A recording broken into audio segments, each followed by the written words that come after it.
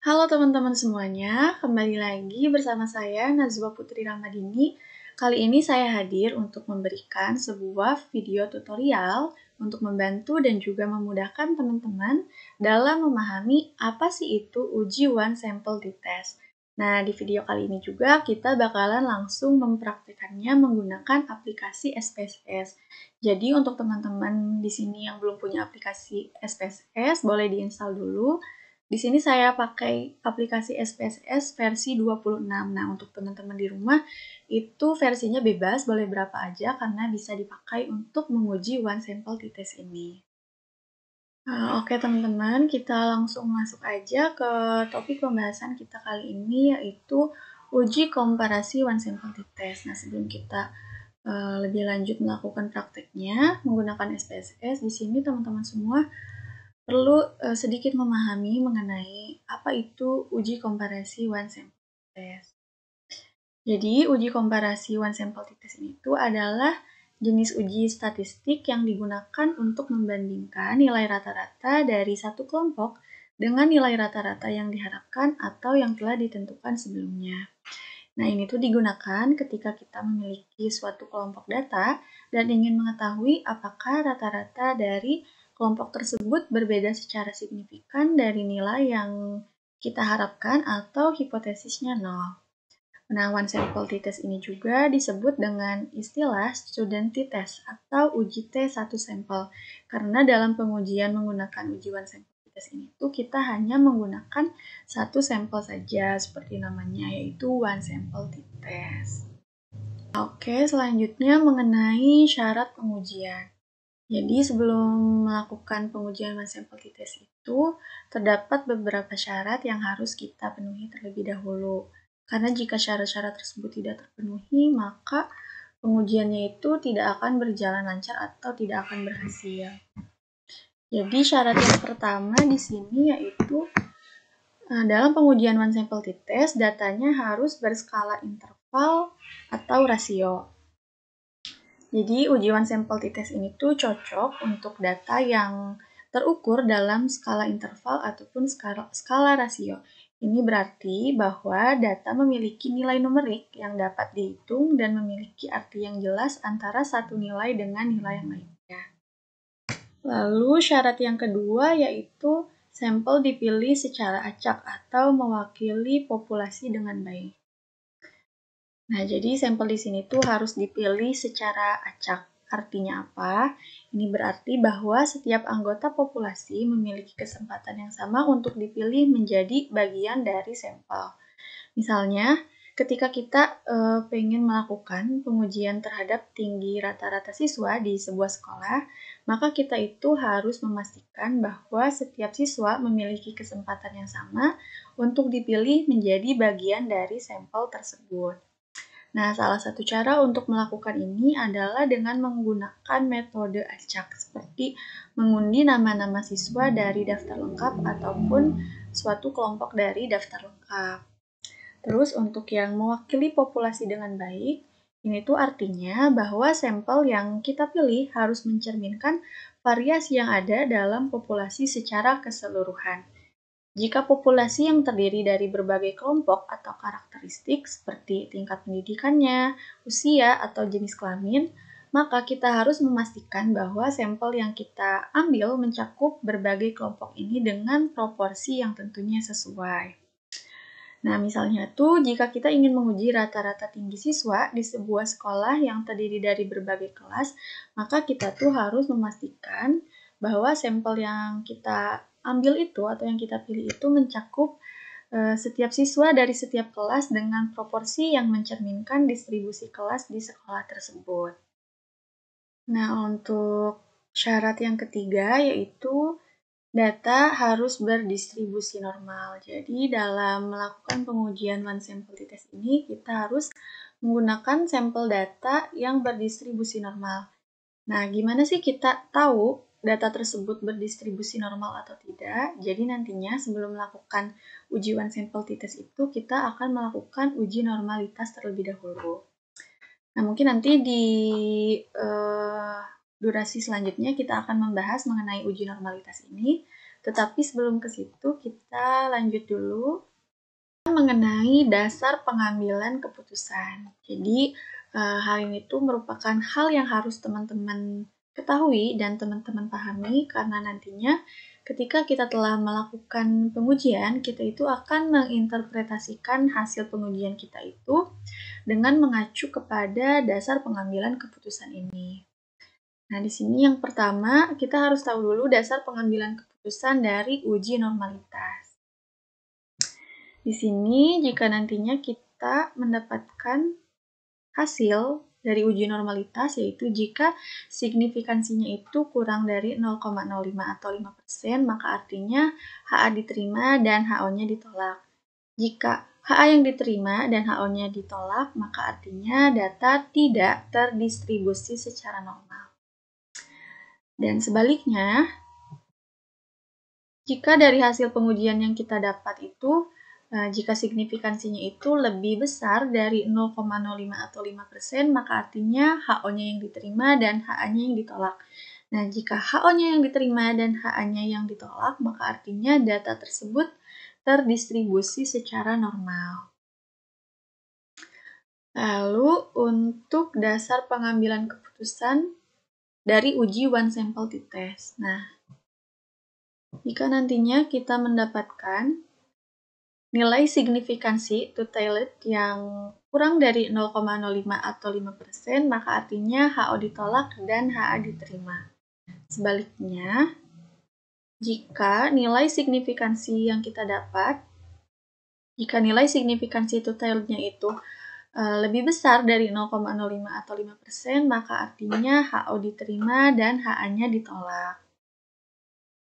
Nah, jadi, dari kedua dasar pengambilan keputusan ini tuh harus teman-teman ingat-ingat, harus dipahami, agar nantinya kita tidak salah dalam menginterpretasikan hasil yang telah kita uji. Nah, oke teman-teman, apakah sejauh ini teman-teman masih bingung mengenai uji one sample t-test ini? Oke, biar teman-teman di sini nggak bingung dan juga mungkin lebih tergambar kayak gimana sih uji one sample t-test ini. Jadi di sini saya akan memberikan sebuah studi case, contoh kasus. Jadi di sini kasusnya yaitu terdapat seorang guru dari SMA Negeri 3 Cimahi mengatakan bahwa nilai rata-rata pelajaran fisika di sekolah tersebut adalah sebesar 79. Sehingga untuk membuktikan pernyataan guru fisika tersebut, maka dilakukanlah suatu pengujian dengan mengambil sampel secara acak sebanyak 30 sampel atau 30 populasi. Di mana ke-30 sampel ini tuh dianggap dapat mewakili seluruh siswa kelas 12 IPA.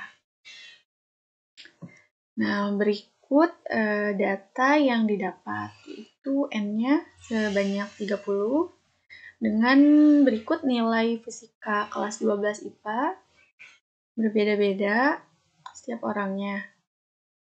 Nah, sebelum kita memasukkan data tersebut ke SPSS, kita harus merumuskan dulu rumusan masalahnya dan juga rumusan hipotesisnya. Jadi di sini rumusan masalahnya itu, apakah rata-rata nilai fisika siswa kelas 12 di Seman 3 Cimahi adalah 79? Dan untuk rumusan hipotesisnya, di sini HO-nya rata-rata nilai fisika siswa kelas 12 SMA Negeri 3 Cimahi adalah 79. Dan hipotesis untuk HA-nya yaitu rata-rata nilai fisika siswa kelas 12 di SMA Negeri 3 Cimahi adalah bukan 79.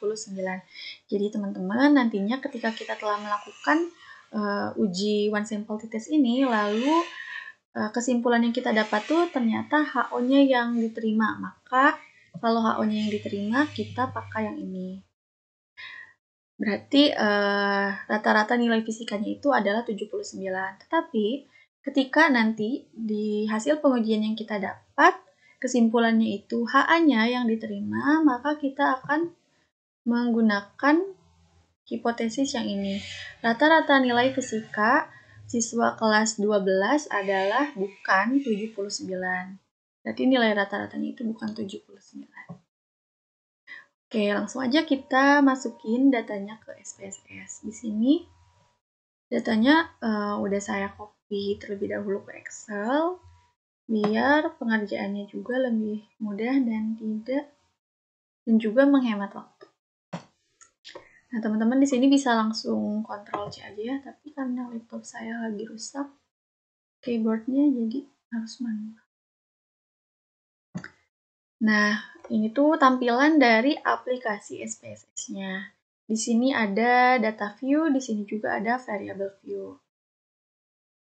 Di bagian variable view-nya, kita ketik terlebih dahulu NF. Di sini NF itu singkatan dari nilai fisika ya, teman-teman. Terus selanjutnya di label kita tulis HNF. Nah, HNF itu hasil nilai fisika. Kita singkat aja biar nggak makan tempat juga.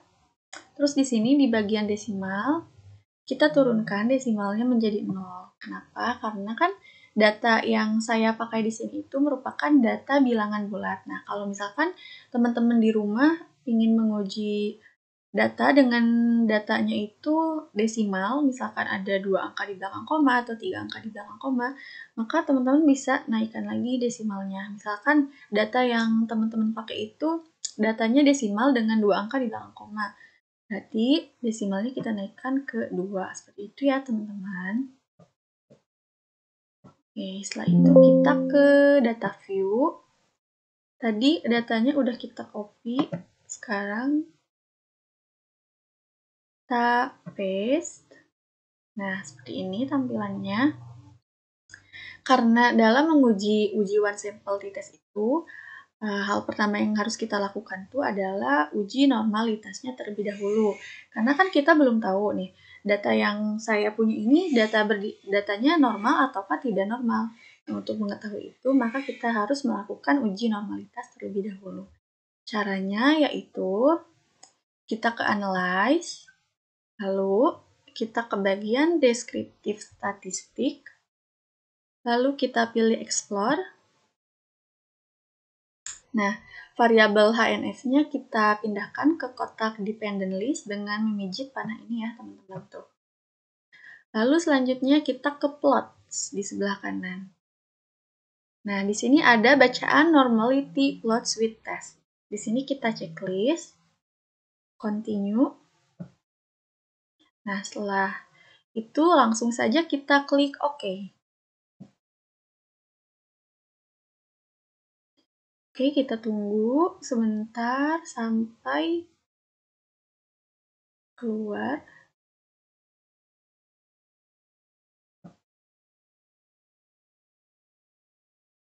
Nah, pada output ini, test of normality, kita mendapatkan signifikansi dari Kolmogorov-Smirnov-nya itu 0,200 dan untuk signifikansi dari Shapiro-Wilk-nya itu sebesar 0,103. Nah, test of normality ini tuh udah saya pindahkan ke PowerPoint di sini. Nah, ini uji normalitas yang kita dapat. Jadi, kita zoom dulu, kelihatan. Nah, jadi uji normalitas yang kita dapat tuh signifikansinya itu lebih dari 0,05 ya teman-teman di sini tuh. Di sini didapat 0,200. Terus yang untuk Shapiro-Wilk-nya juga signifikansinya itu sebesar 0,103. Jadi antara signifikansi Kolmogorov dan signifikansi Shapiro itu disimpulkan bahwa hasilnya di atas 0,05. Dimana kalau hasil nilai signifikansinya itu di atas 0,05 artinya HO-nya yang diterima dan artinya data berdistribusi normal. Kita balik lagi ke dasar pengambilan keputusan untuk uji normalitas. Nih ya teman-teman, ketika HO-nya yang diterima atau HA-nya yang ditolak artinya data terdistribusi secara normal. Untuk kasus ini juga didapatkan bahwa si signifikansinya itu di atas 0,05 yang artinya HO-nya yang diterima, berarti data yang saya miliki ini tuh data yang berdistribusi normal. Nah, jika datanya telah dipastikan berdistribusi normal, barulah kita bisa lanjut untuk melakukan pengujian uji one sample t-test. Untuk uji one sample t-test ini datanya masih sama ya teman-teman yang tadi. Lalu untuk langkah-langkahnya, yang pertama yaitu masih sama, ke analyze.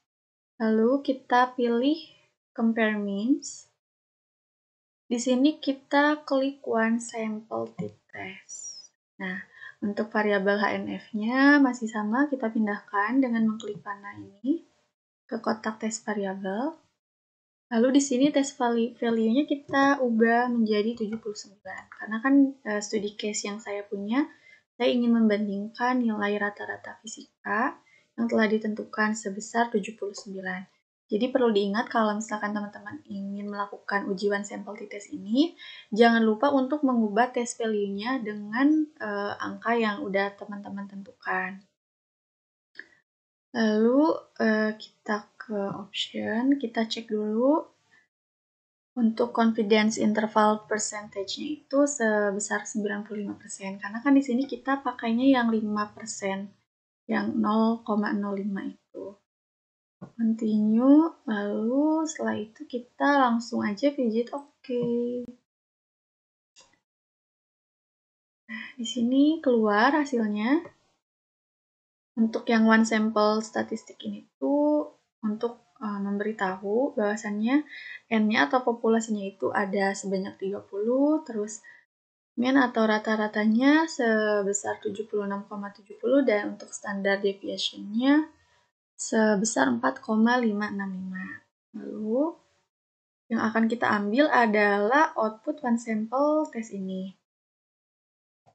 Nah, untuk yang hasil one sample test ini tuh didapatkan si signifikansi two-tailednya itu sebesar 0,010.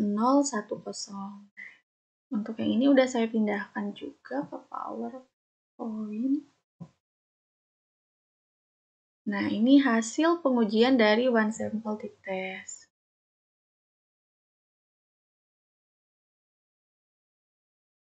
Di sini kita dapat bahwa hasil dari pengujiannya untuk signifikansi two-tailednya itu 0,010.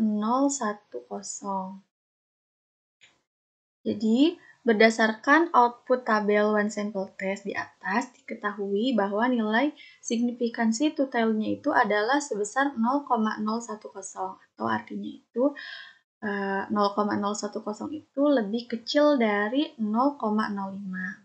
Maka sesuai dengan dasar pengambilan keputusan sebelumnya yang telah saya jelaskan, dapat disimpulkan bahwa di sini tuh HO-nya ditolak dan HA-nya diterima. Nah, kita balik lagi ke sini ya, teman-teman. Dasar pengambilan keputusan. Nah, ini tuh kan sig two-tailed-nya itu lebih kecil ya dari 0,05. Kita lihat di sini. Kalau sig two-tailed-nya itu lebih kecil dari 0,05, nah, di sini, maka artinya HO-nya ditolak dan HA-nya diterima. Terus,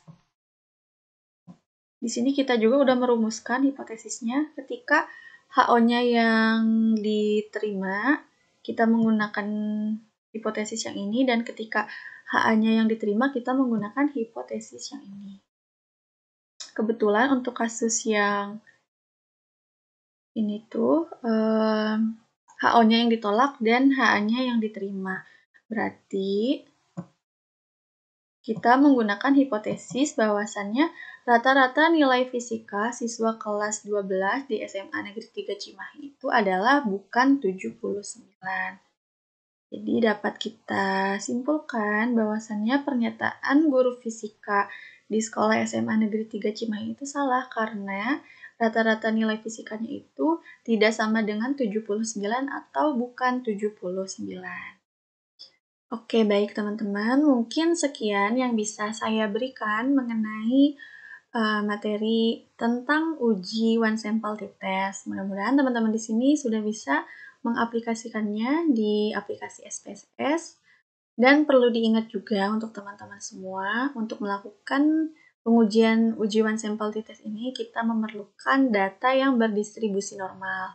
Untuk mengetahui data tersebut normal atau tidak, maka kita harus melakukan terlebih dahulu uji normalitas. Ketika hasilnya sudah didapat dan datanya berdistribusi normal, barulah kita bisa melanjutkan ke pengujian dengan uji one sample t-test. Dan kita juga harus memperhatikan mengenai dasar pengambilan keputusannya, apakah H0-nya yang diterima ataukah HA-nya yang diterima. Mungkin sekian dari saya. Sampai berjumpa di video-video selanjutnya.